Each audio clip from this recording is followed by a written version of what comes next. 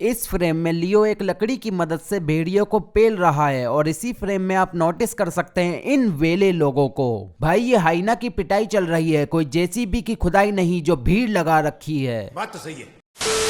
Hey guys, क्या हाल है आपके। आज मैं बताऊंगा आपको लियो ट्रेलर में दिखाई जाने वाली 7 ऐसी डिटेल जो कि काफी इंटरेस्टिंग हैं। तो ज्यादा समय ना लेते हुए वीडियो को शुरू करते हैं। डिटेल नंबर 1, ट्रेलर के शुरू में हमें दिखाया जाता है सीरियल किलर का चेहरा, जिसको देखने के बाद काफी लोग कह रहे हैं कि ये ही रोलेक्स है। मगर नहीं यार, ये तीनों मूवी विक्रम केंटी और लियो एक ही टाइमलाइन पे टेक प्लेस होने वाली हैं, तो ये रोलेक्स तो कहीं से कहीं तक भी नहीं हो सकता। हाँ, इसकी आंखें और हंसने का स्टाइल कहीं ना कहीं रोलेक्स से थोड़ा बहुत मैच तो करता है, लेकिन इससे ये साबित नहीं हो जाता कि यही रोलेक्स है। ये तो केवल एक सीरियल किलर है, थोड़ा साइको टाइप, जिसको मूवी के स्टार्टिंग में ही अपना लियो बिछा देगा। डिटेल नंबर 2, इस फ्रेम में हरोल दास को जो दिखाया गया है, तो फिर लोगों ने इसको रोलेक्स से जोड़ना शुरू कर दिया। लोगों का कहना है कि यही रोलेक्स का बाप है। तो देखो दोस्तों, ऐसा कैसे हो सकता है यार। रोलेक्स ने खुद कहा था कि उसको अपना साम्राज्य खड़ा करने में पूरे 27 साल लगे थे।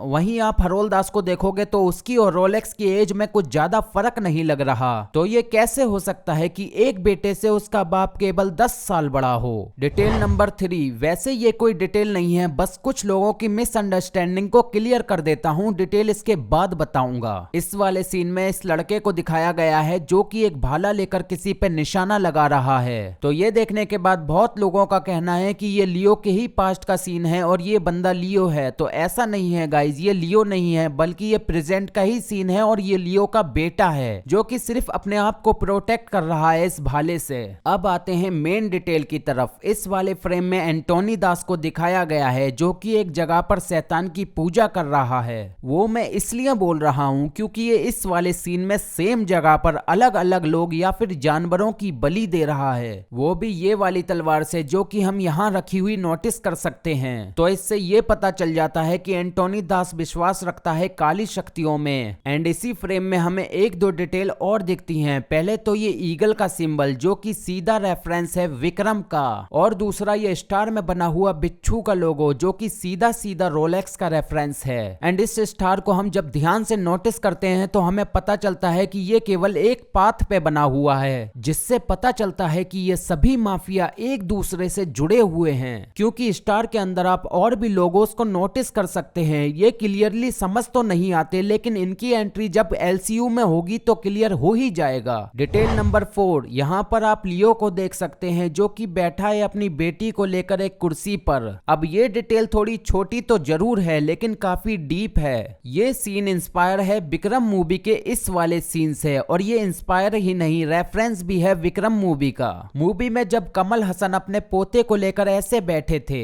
डिटेल नंबर 5, यहाँ पर आप देख सकते हैं लियो को जो कि अपना चेहरा छुपा रहा है। वो इसलिए क्योंकि शायद से इसने सीरियल किलर को मार दिया होगा और ये काफी ज्यादा फेमस हो गया होगा। अब ये अपना चेहरा मीडिया से इसलिए छुपा रहा है क्योंकि इसको वो लोग ना पहचान जाएं जो कि इसके दुश्मन हैं और इसके पास्ट से कहीं ना कहीं जुड़े हुए हैं। मगर यार, ये छाते से मुंह कौन छुपाता है। इधर से ढकोगे उधर खुल जाएगा, उधर से ढकोगे इधर खुल जाएगा। अगर छाते से ही मुंह छिपाना है तो अपने मुंह पर छाता बंद कर लो। खैर, ये तो थी मजाक की बात। अब बात करते हैं डिटेल नंबर 6 की। देखो यार, ये डिटेल काफी इंपॉर्टेंट है और इसको लेकर लोगों ने जाने क्या क्या थ्योरी भी बना ली हैं। इस वाले सीन में जब लियो कहता है कि वो मेरे जैसा दिखता है तो इसमें मेरी क्या गलती। तो इस सीन के बाद 2 थ्योरी सामने आती हैं। पहली तो ये कि कुछ लोगों को लगता है कि लियो अपनी याददाश्त भूल गया है और वो पार्थिव बनकर रह रहा है, उसको भाभी जी ने पार्थिव बना दिया है एंड वो अपनी याददाश्त पूरी तरह से भूल गया है। जैसे कि इस वाले सीन में ऐसा लगता है कि जैसे उसको सब कुछ याद आ गया। तो देखो गाइज, ऐसा तो बिल्कुल भी नहीं है। अगर लियो अपनी याददाश्त भूल जाता तो वो इस वाले सीन में अम्ब्रेला से अपना चेहरा तो बिल्कुल भी नहीं छुपाता। एंड कुछ सीन में हम उसकी फाइटिंग स्किल्स भी देख सकते हैं जो कि कितनी प्रोफेशनल हैं, और एक भूला हुआ इंसान इतना अच्छा तो नहीं लड़ सकता।